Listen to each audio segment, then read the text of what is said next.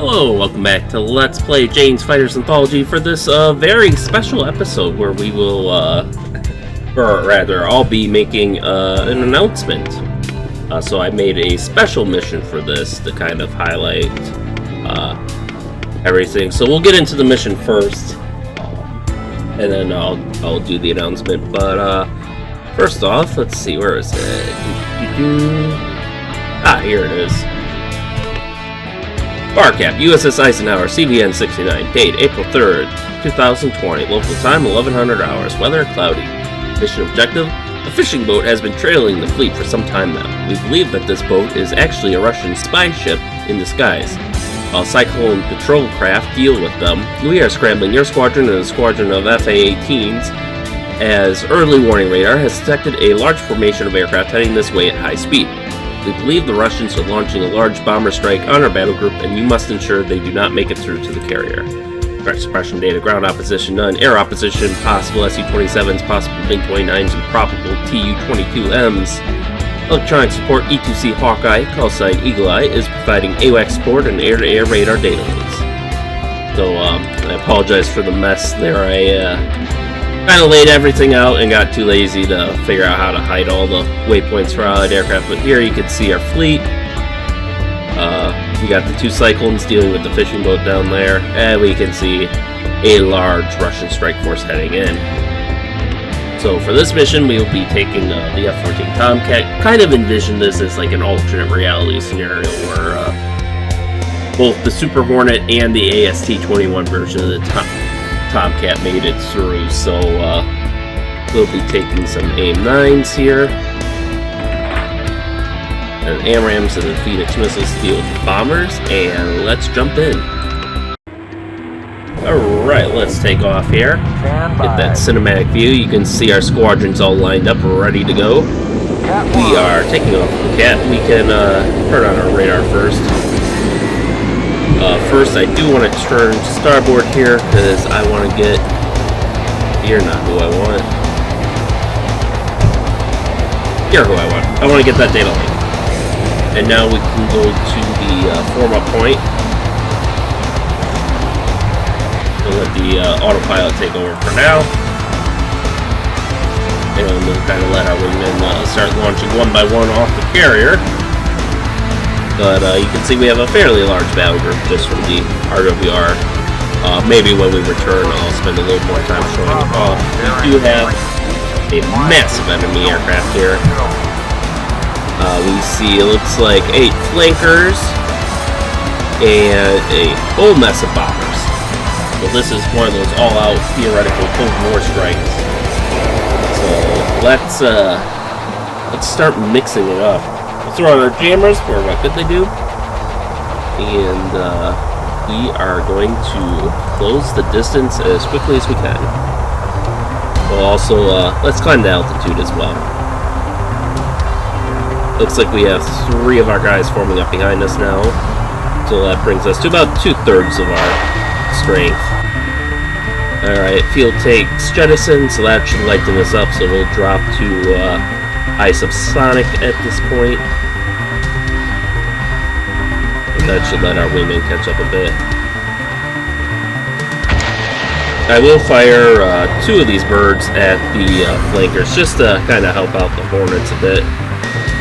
I'm not expecting a huge success with the Phoenixes, but I will also send them towards the targets they were made for, the bombers. And now that ours are off the rails, and we don't have to worry about wasting them, we can tell our wingmen to attack at will, and within a few minutes, there we go, we can see them starting to open up with their own Phoenix missiles. And it looks like we got at least one flanker, so that'll help our boys down there.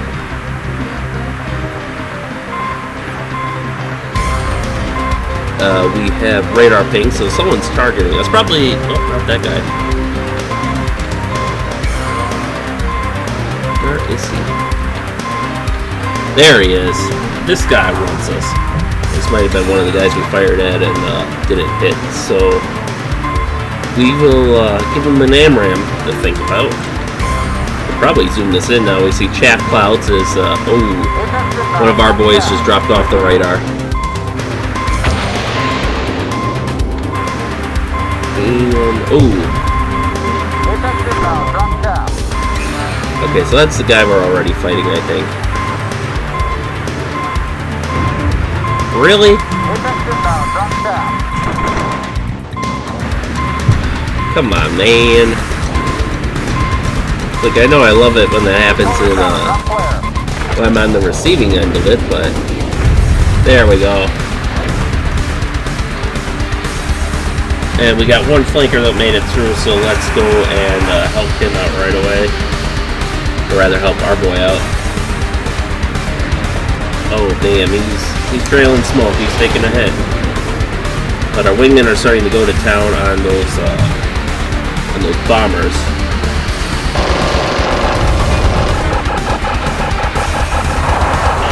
Alright, IR threat warning. I think it's this guy, and I hope he's the last flanker.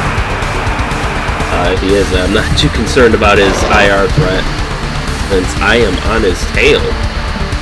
And we are sticking tight to it. Alright. So let's start knocking out those T-22Ms.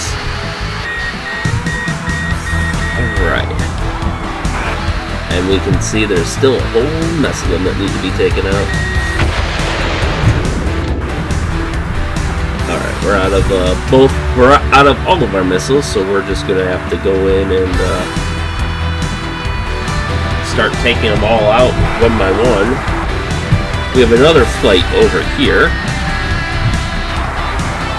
So I guess we'll just start working on that with doing gun runs. Just gotta be careful not to run into them, which, as you may know, is a bigger threat than it seems.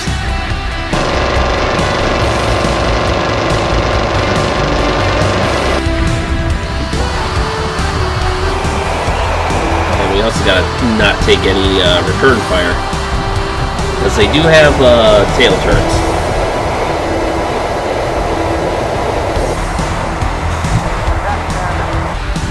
Reissue that order to make sure our wingmen double know that they're supposed to be attacking anything and everything. There we go, there goes down another one. And another one. And there's one for us. Let's try to stay, if I can, I'd like to stay a bit above them. Because I think that makes it harder for their turrets to hit us.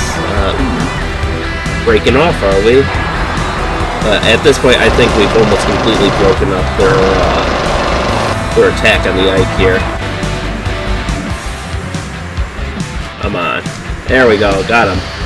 Now we got this guy trying to fly away. Alright, it looks like our sound couldn't keep up with everything that's going on. There goes another. And curiously enough, these guys aren't using their turrets as you might expect.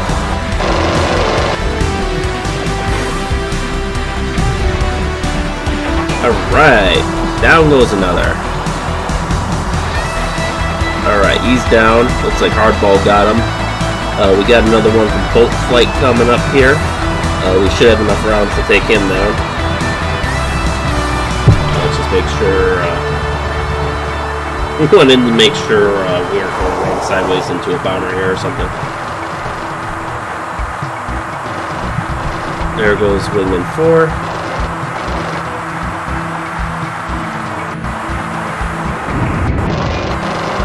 This is just bullying at this point. Oh, there he goes. We got return fire from the rear cannons, but we've got him downed. And no bandits to be found, so we are free to return to the fleet.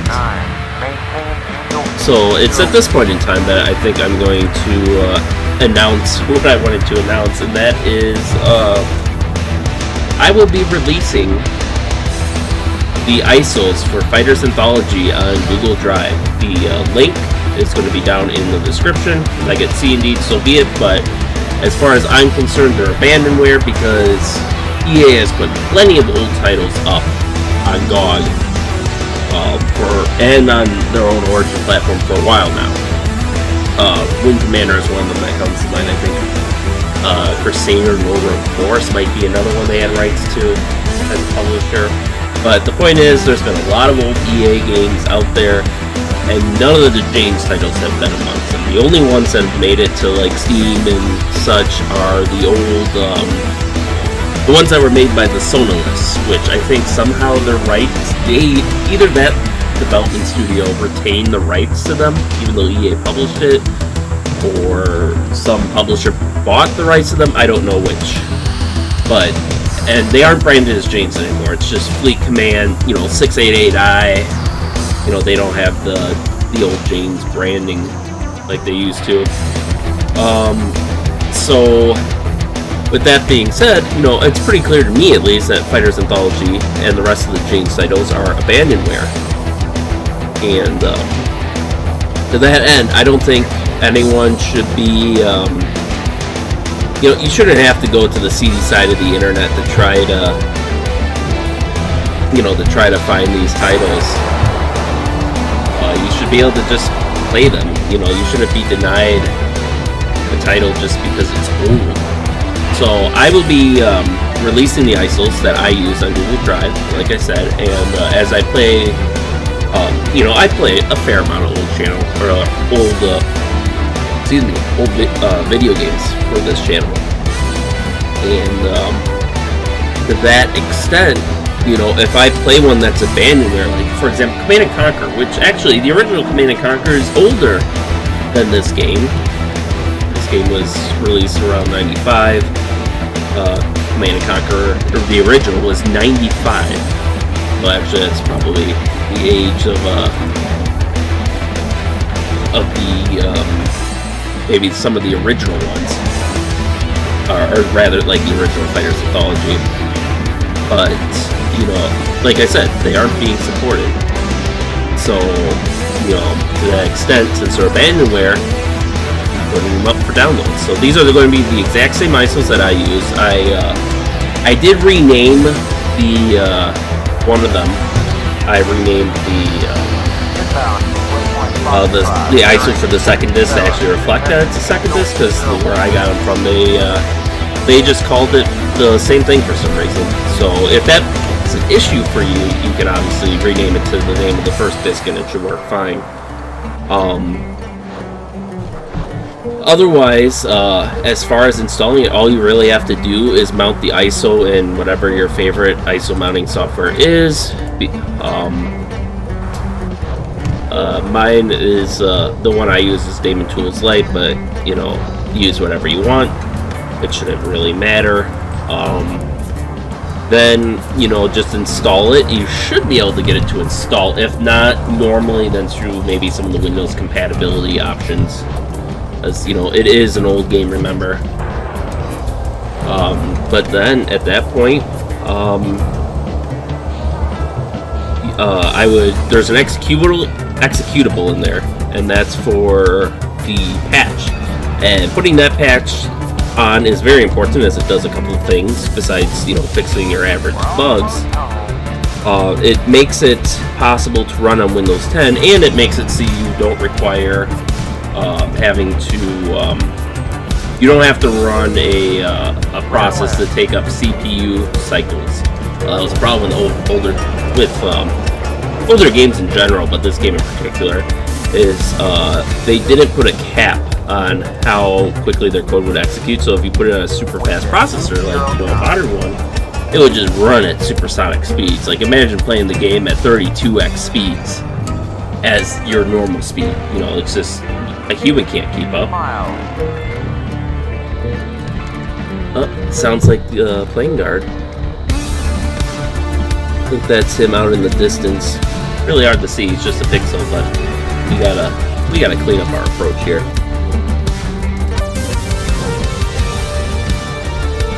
Call the ball. We are on the ball. Lower your hook. Oh shit! It's been so long since I landed on a carrier, I forgot to lower my hook. There we go.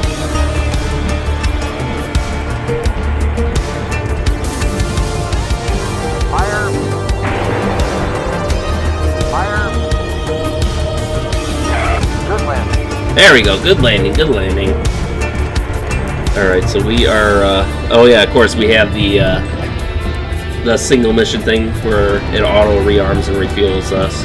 God, this feels so good. We haven't landed on a character in so long, but yeah, you know, as I do games on this channel, if I go through a game like this that's abandonware, you can expect me to make an ISO of it if it doesn't already have one and to put it up on Google Drive.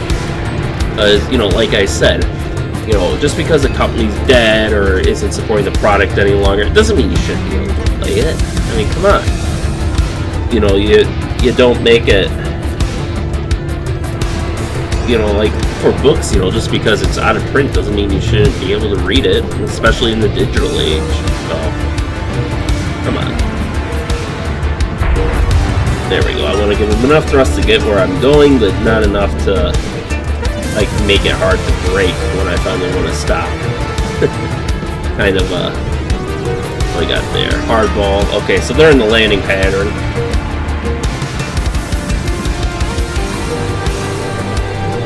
And I think this is where we're going. We can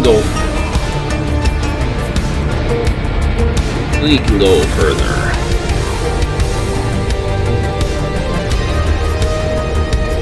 Yeah, that should be about good.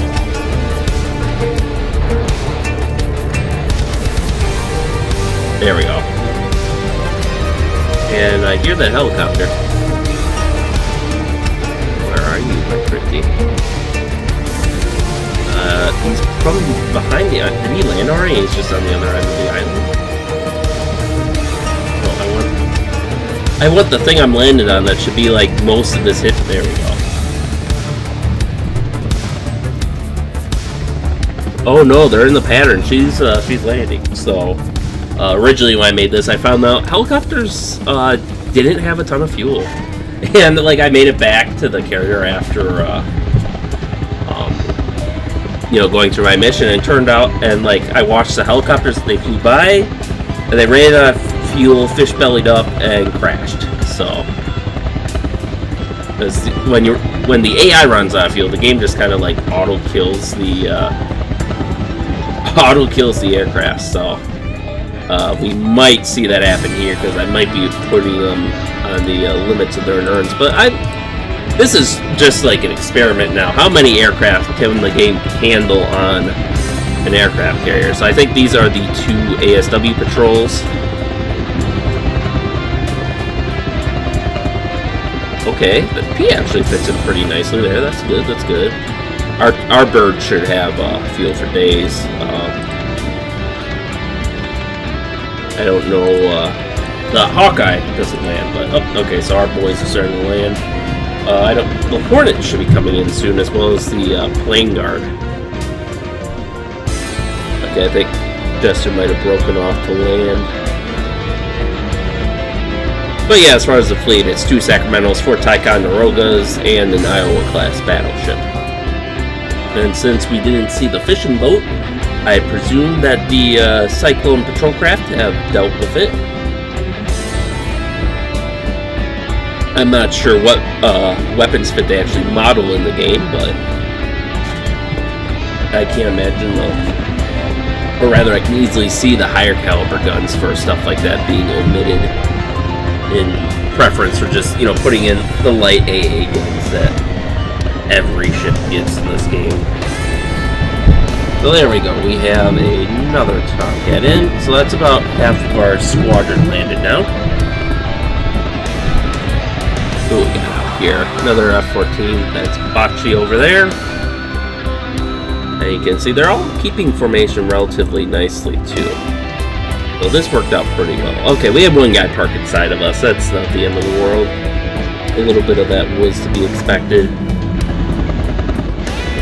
But in general, the carrier's filling up pretty nicely. And it looks like the Hornets might have ran out of fuel, which is certainly a very real possibility since they have a small fuel store, and well, they were also the first to engage too.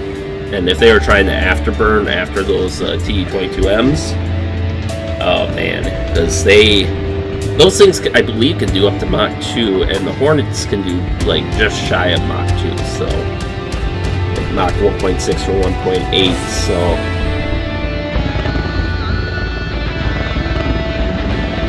So that's all of us down here. So yeah, this ended up filling up pretty well. There you can see the ship's moving at a nice brisk pace of 30 knots.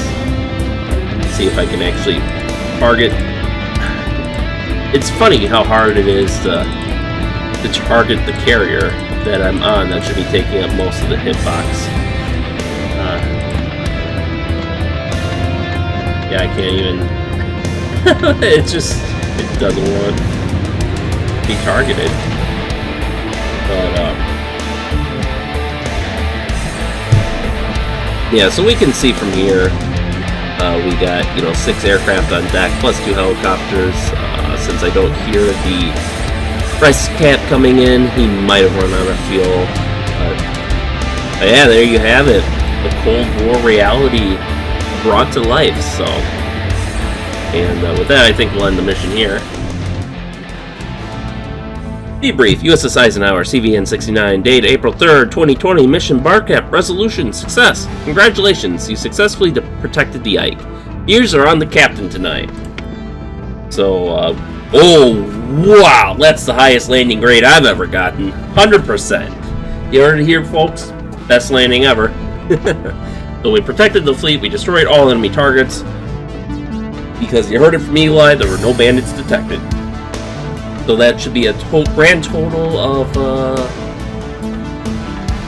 about 29 aircraft. And all of our wingmen are alive with varying grades of damage and landing grades. So we had 3 flankers to our credit, as well as 5 Tu-22Ms. Looks like our next wingman had 4, so between us and our first wingman, we destroyed pretty much an entire bomber formation. But we were doing pretty well with the gun at the end. There we go, 43% hit rate with 1,487 points of damage, whereas our second wingman only had a 6% hit rate. We had 8 air-to-air launches, half hit, looks like 1 failed and 3 were spoofed. So at least we didn't have much in the way of like hardware failures. Our wingman also fired 8. He had better luck with a 75% hit rate, and 1 failed and 1 spoofed. There were 4 missile launches on us, and we spoofed all of them, and it looks like our wingman got hit by guns, whether that's from the flankers or the tail turrets of the Tu-22Ms, I do not know.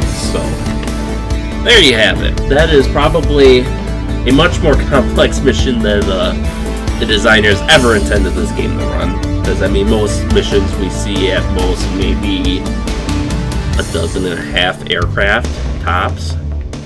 Not to mention the fleet we added in there, and everyone, had orders pretty much to go back home when they were done, even if they didn't quite have enough fuel for that. But, it's partially my fault, but the AI also just wastes their fuel, so. So yeah, I mean, I was impressed with making that mission, just with how effective the AI was. Like, yeah, I think the only thing I noticed really is the Tu-22s didn't really, get their tail gunners working until towards the end of the mission, but in any case, now you can try making your own missions by downloading the ISOs and making your own pro mission, or just flying through the campaign if you want to experience the same things I've gone through on this channel. So I hope you all enjoy, and remember to enjoy it in isolation as we deal with the continuing COVID-19 pandemic. So with that, thank you all for watching, and stay tuned for next time, and stay safe out there, and we'll see you then.